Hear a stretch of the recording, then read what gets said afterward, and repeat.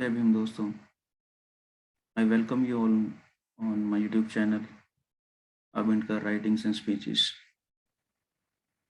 I hope you have watched the previous video related to the first part of Volume 8, wherein we have discussed the first uh, 10 parts or the chapters of the Volume 8. Herein we discuss about the next part of the same. This is the saying of Dr. Bhimrao Ambedkar. Simply वो ये कहना चाहते हैं कि जितनी भी religious books हैं और लिटरेचर है, उनके प्रति हमारी श्रद्धा तब हो सकती है जब सोशल कंडीशंस में बराबरी हो या सही हो।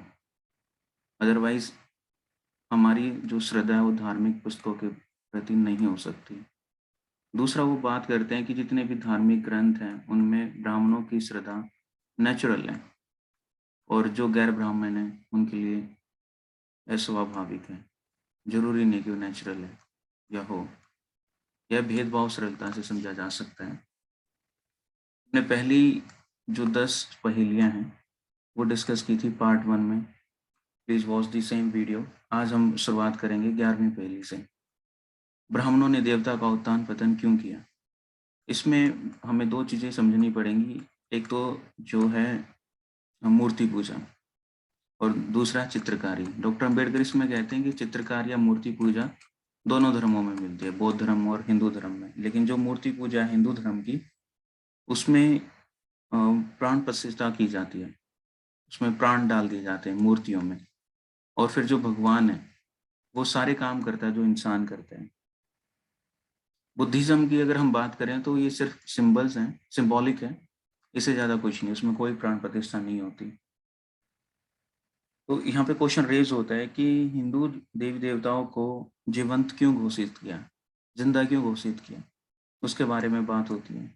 12वीं पहेली में हम देखते हैं ब्राह्मणों ने देवता का मुकुट क्यों उतारा और देवियों की ताजपोशी की। इसके भी कई सारे इन्होंने इसमें डिस्कशन किया है 12वीं पहेली में। 13वीं पहेली का हम देख लेते हैं, अहिंसा की पहेली। यहाँ हमने देखा था कि स्टार्टिंग में वो हिंसक काम करते हैं, मांस मदिरा का सेवन होता है, तो वहां से बेसिकली स्टार्ट हो जाता है। और 13वीं पहेली में बात करते हैं अहिंसा के बारे में। ये एक ऐसा चैप्टर है 13वीं पहेली जिसमें जो प्राचीन आर्य हैं उनकी आदतें रही और जो उनका सामाजिक व्यवहार है उसकी तुलना की गई है पहले के हिंदू समाज में। तो हमने पिछली पहेलियों में देखा, जब भी हम डिस्कस कर रहे थे, तो जो आर्य होते थे वो जुआ खेलते थे। और महाभारत के भी एग्जाम्पल आप याद कर सकते हैं, जब कौरवों और पांडवों का चल रहा था ये युद्ध के बारे में, उससे पहले वो उन्होंने जुए के लिए आमंत्रित किया था पांडवों को, और उसमें जो युधिष्ठिर थे अपने राज्य के साथ साथ पत्नी को भी हार गए थे।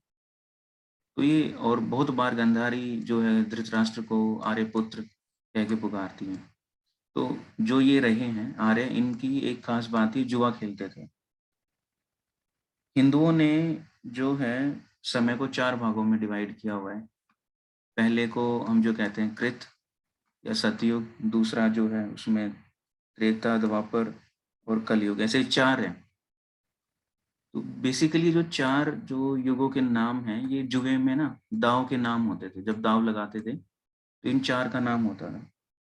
इसके बारे में बताया गया है। अगली, और इसमें एक चीज और है कि मांस खाने वालों के बारे में बात की है। अहिंसा की हम बात कर रहे हैं ना, तो गौ मांस के और बाकी जितने भी मांस है, मछली, उनके सारे खाने के पीछे जितने भी रीजंस रहे हैं वो डिस्कस किए गए हैं। तो हिंदुओं को 2 तरीके से मांसाहारी का जो क्लासिफिकेशन है वो दिया गया है। अगर अगली पहेली में हम बात करते हैं 14वीं की, अहिंसा से हिंसा पर वापसी। अब देखो, ये पहले अहिंसा की बात हो रही है, फिर हिंसा की बात हो रही है। तो इसमें बात होती है तंत्र की और तंत्र पूजा की, और तंत्र से आया शब्द तांत्रिक। अब तांत्रिक को आप समझ ही सकते हैं कि तांत्रिक का क्या काम होता है। तो तांत्रिक यहीं से निकला है, तंत्र और तांत्रिक से। बेसिकली मनुस्मृति ने, मनु ने जितने भी मांस मदिरा उस पर प्रतिबंध लगाए थे, लेकिन ब्राह्मणों ने उसको फॉलो नहीं किया।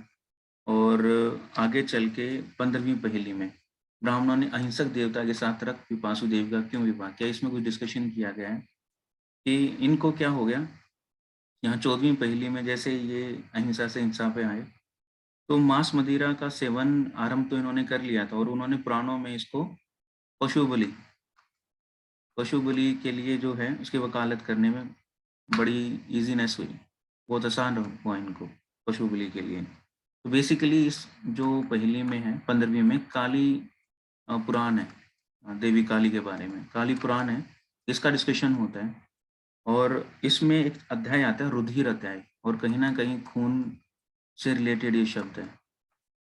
तो रुधिर अध्याय में बहुत सारे डिस्कशन किया गया है 15वीं पहेली में। बेसिकली उसका जो टाइटल है वो रक्त पिपासु देवी का विवाह अहिंसक देवता से। यहाँ शिव जी के बारे में बात होती है जिसको अहिंसक देवता का नाम दिया गया है और जो रक्त पिपासु देवी है वो है देवी काली में। इसके बारे में बात की गई है। फिर कुछ एडेंडम है इसके पीछे। पार्ट 2 है सामाजिक से रिलेटेड, इसमें 16 से 20वीं पहेली तक इंक्लूडेड है। अगर 16वीं की हम बात करते हैं, तो जब हम बात करते हैं चातुर्वर्ण्य की, तो हर हिंदू का एक विश्वास है, ये जो वर्ण व्यवस्था है, चातुर्वर्ण्य जो है system, this is a godly creation, भगवान ने बनाई है ये, मनुष्य ने नहीं बनाई है और ये दैवीय है, मतलब भगवान से उत्पन्न हुई हुई है।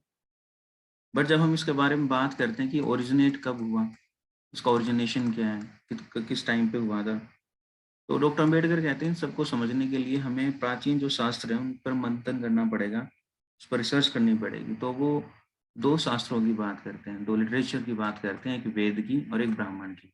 अब ब्राह्मण यहाँ पे कोई कास्ट नहीं है, ब्राह्मण एक तरीके का लिटरेचर है, जैसे आरण्यक होते हैं लिटरेचर, जो धार्मिक ग्रंथ या साहित्य हैं आरण्यक, ये जंगल में लिखे गए थे इसलिए इनको आरण्यक कहते हैं, ऐसे ब्राह्मण भी हैं। तो वेद और ब्राह्मण साहित्य की इसमें बात होती है। और जहाँ तक ब्राह्मण साहित्य की बात है, इसमें शतपथ ब्राह्मण और तैत्रीय ब्राह्मण की डिस्कशन की गई है। कुछ जगहों पर रामायण महाभारत और विष्णु पुराण का भी डिस्कशन किया है। 17वीं पहेली की जहाँ तक बात है, हमने पिछले वॉल्यूम्स में डिस्कस किया कि जो हिंदू सोशल ऑर्डर है, हिंदू जो समाज व्यवस्था है, उसमें उसके चार उसके जो स्पेशल फीचर्स हैं उनमें से एक आता है वर्ण व्यवस्था, जिसमें 4 वर्ण की डिस्कशन की गई है। ऐसे ही सेकंड जो फीचर है ना इसका, एक विशिष्टता जो है हिंदू सोशल ऑर्डर की, वो 4 आश्रम। और आश्रम हमने पिछले उसमें डिस्कस भी किया था। उन आश्रम ये स्टेजेस होती हैं, जैसे ब्रह्मचार्य से लेकर संन्यास तक, उसके कारण और परिणति के बारे में डिस्कशन किया गया है। 18वीं पहेली में मनु का पागलपन या मिश्रित जातियों की उत्पत्ति की ब्राह्मणवादी व्यवस्था। बेसिकली इसमें 5 कास्ट बताते हैं, मनु जो है 5 तरह की कास्ट बताते हैं, उसको लेकर डिस्कशन किया गया है। अब वो 5 कास्ट कौन-कौन सी हैं जो मिक्स्ड है? सबसे पहली जो है वो है आर्य, और आर्य के अंडर ये सारे आते थे, चारों वर्ण। दूसरी थी अनार्य, जो इनको फॉलो नहीं करते थे, जो वर्ण व्यवस्था को फॉलो नहीं करते, वो अनार्य जाति के। फिर आता है व्रात्य। व्रात्य जो है ये कभी मानते थे वर्ण व्यवस्था को, लेकिन बाद में इन्होंने विद्रोह कर दिया। तो तीसरी जो कास्ट है वो व्रात्य है। चौथी है पतित। पतित जो है ये पहले क्षत्रिय होते थे, लेकिन उन्होंने ये जो धार्मिक अनुष्ठान थे वो छोड़ दिए थे, तो ये शूद्र बन गए, ये पतित के अंडर आते हैं। और जो 5वीं कास्ट है वो है संकर।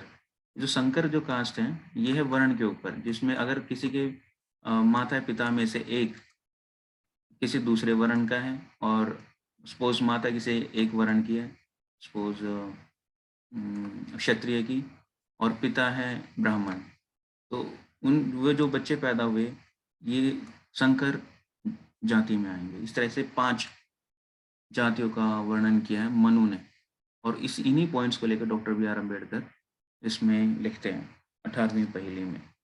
अब उन इसलिए उनका पागलपन भी बताया गया है, इसके टाइटल में आप देख सकते हैं। उसके बाद आता है 19वीं पहेली, काफी इंटरेस्टिंग है। पितृत्व से मातृत्व की ओर ब्राह्मण से क्या लाभ प्राप्त करना चाहते थे।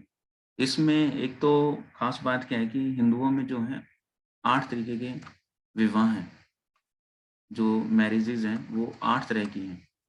और वो कौन-कौन सी हैं? पहली है ब्रह्मा, दूसरी देव, तीसरी आर्य, चौथी प्रजापात्य, 5वीं असुर, छठी गंधर्व, 7वीं राक्षस और 8वीं पिशाच। इनकी अपनी-अपनी डेफिनेशन है, जब हम डिटेल में बात करेंगे तो उनका डिस्कशन करेंगे। इसी में ही जो है 19वीं पहेली में 13 तरह के पुत्र बताए गए हैं। 8 तरीके के विवाह और 13 तरह के पुत्र। तो उनके बारे में डिस्कशन किया गया है और फिर इसके कुछ एडेंडम हैं, जैसे ये हैं अटैचमेंट्स। अ, और 20वीं पहेली की एक बार हम देख लें। क्लीवर्ज अथवा पाप को पापरम घोषित किए बिना उसे वंचित करने की ब्राह्मणवादी कला। इसमें भी कुछ एक पॉइंट्स हैं। फिर ये अटैचमेंट्स हैं। अनिवार्य वैवाहिक व्यवस्था कि मैरिज को मैंडेटरी क्यों कर दिया, इसके बारे में बात होती है। भाग 3 की जहाँ तक बात है, ये राजनीतिक गतिविधियों से रिलेटेड। इसमें 21 से 24 पहेलियाँ हैं। 21 में मनवंतर का सिद्धांत। मनवंतर का मतलब होता है देश की राजनीतिक सत्ता।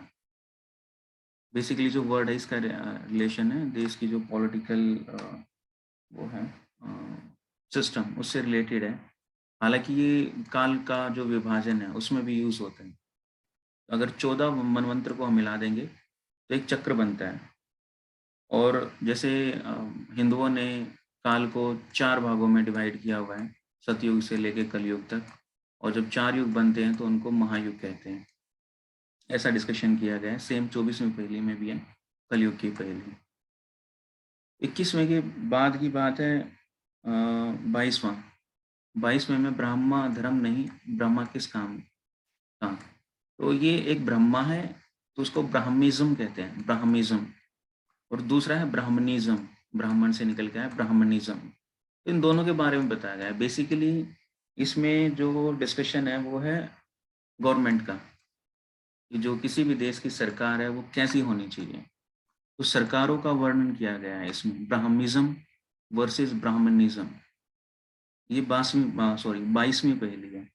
23वीं पहेली में अगर हम देखते हैं तो 23वीं 24वीं जो है वो कलयुग से रिलेटेड है। ब्राह्मण होने से अनंत क्यों बताया? इसमें 4 इंपॉर्टेंट क्वेश्चंस हैं कि जो कलयुग है ये है क्या? इसकी स्टार्ट कब हुई? इसका एंड कब होगा? और जो 4th क्वेश्चन है वो ये है कि इसमें इसको हीन भावना से क्यों देखा जाता है? क्योंकि इन जनरल कह देते हैं कि कलयुग चल रहा है। तो ये जो भावना है ये क्यों उत्पन्न हुई है? किसी के भी माइंड में ऐसा क्यों आता है कि कलयुग चल रहा है? ये एक तरीके से अनैतिक है, अमांगलिक है, ऐसा लोगों के मन में बात बैठी हुई है। तो ये 4 क्वेश्चंस का जो है आंसर इसमें मिलेगा 23वीं पहेली में। 24वीं पहेली की अगर हम बात करते हैं तो इसमें एक जो काल गणना है, थोड़ी देर पहले जो मैंने बताया यहाँ ऊपर वाले सेक्शन में, पहला होता है वर्ष। वो सारे वर्ष जो मिलते हैं वो बनाते हैं युग। जैसा कि पहले जो कलयुग है वो 1000 साल का बताया गया। फिर धीरे-धीरे इसमें 1200 साल और जोड़ दिया, यानी कि 2200 साल का हो गया। लेकिन आज की अगर हम डेट देखते हैं तो 2022 तो अभी चल रहा है। कुल मिला के जो कलयुग है उसका टाइम ज़्यादा हो रहा है। तो पहले वर्ष, फिर युग, और जब 4 युग बन मिलते हैं तो उसको महायुग कहते हैं। और फिर कई सारे महायुग मिलते हैं, तो उसको मनवंतर कहते हैं। और उसके बाद जो सबसे बड़ा आता है वो आता है कल्प। तो इन 5 चीज़ों के बारे में डिस्कशन किया गया है। फिर यहाँ पे राम और कृष्ण की पहेली के बारे में और कुछ ग्रंथ सूची और रेफरेंसेस हैं। इस पार्ट में जो है वॉल्यूम 8 में इतना सब कुछ है। एक छोटी-सी कहानी देख लेते हैं। डॉक्टर अम्बेडकर कहते हैं वेद बेकार की 4 पुस्तकें मात्र हैं, न उन्हें पवित्र मानने की कोई आवश्यकता है। ऐसा डॉक्टर अम्बेडकर कहते हैं, क्योंकि इसी वॉल्यूम 8 पे डॉक्टर अम्बेडकर की बुक पब्लिश हुई थी, रिडल्स इन हिंदुइज्म, हिंदू धर्म की पहेलियाँ। कहानी ये है, गौरी। गौरी कौन है? कुरान कहता है गौरी पार्वती का दूसरा नाम है। हमने धार्मिक जो सेक्शन है पार्ट 1 उसमें देखा था अहिंसक देवता यानी कि शिव जी, और रक्त पिपाशा पिपाशु वो है माता काली। तो कहीं न कहीं देवी देवताओं का उत्थान, उनकी लड़ाइयाँ एक दूसरे की, उससे रिलेटेड ये कंटेंट है। तो ये गौरी जो है पार्वती का दूसरा नाम है। तो पार्वती जो है वो गौरी क्यों कहलाई? इसका कारण है कि जब शिव और पार्वती कैलाश पर्वत पर रहते थे तो उनके बीच में कई बार झगड़ा हो जाता था। और एक बार शिव ने उन्हें श्याम रंग की, सांवले रंग की बताकर उनकी निंदा की। और इसकी वजह से वो इतनी दुखी हुई कि घने जंगलों में चली गई और तपस्या की। तपस्या की उन्होंने ब्रह्मा की। ब्रह्मा प्रकट हो गए, उन्होंने वरदान दिया, और उस वरदान की वजह से उनका वर्ण कुंदन जैसा हो गया, सोने के जैसा। इस कारण में गौरी के नाम से विख्यात हुई। I hope you like the information. If you like it, you please do share the same and subscribe the channel. मिलते हैं नेक्स्ट वॉल्यूम में, volume number 9। Thank you so much for watching the video.